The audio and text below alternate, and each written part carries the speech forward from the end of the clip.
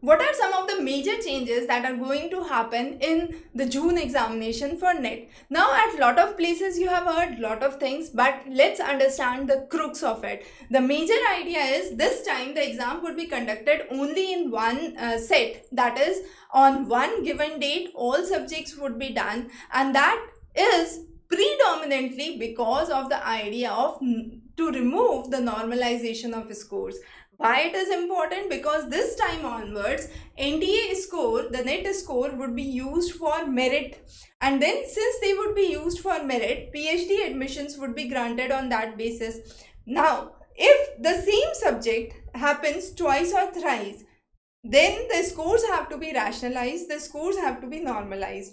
In order to avoid that issue, what is now done is a single set of examination that would be conducted in a single go, and that would be on one date as mentioned in the notification, and this would be on an OMR sheet. Now, the reason for the OMR sheet is again clear, because since you have to conduct all the exams in one go, you cannot have so many computer systems.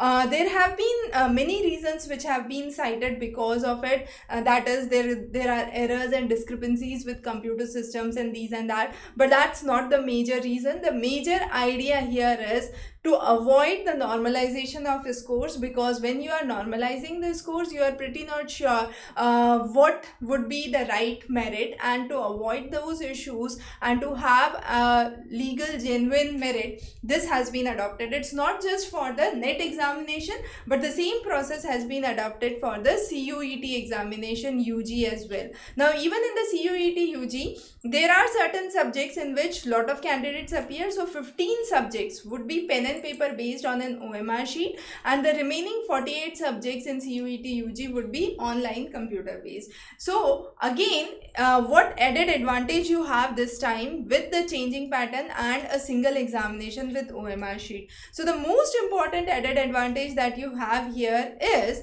that you have lots and lots of sets that have happened in the past, because the exam used to go for 10 days. You have 10 sets of paper 1 that are available, and so on and so forth. So lots and lots of practice material that you have now. So if you go through the past papers carefully, if you understand and revise those carefully, definitely there is no reason you won't succeed. So those were some of the brief updates on UGC NET examination. We'll be continually updating you with some of the most important concepts and most important reasons for the preparation. So expected series we have started separately. You will find a separate playlist for the same. Thanks for joining in.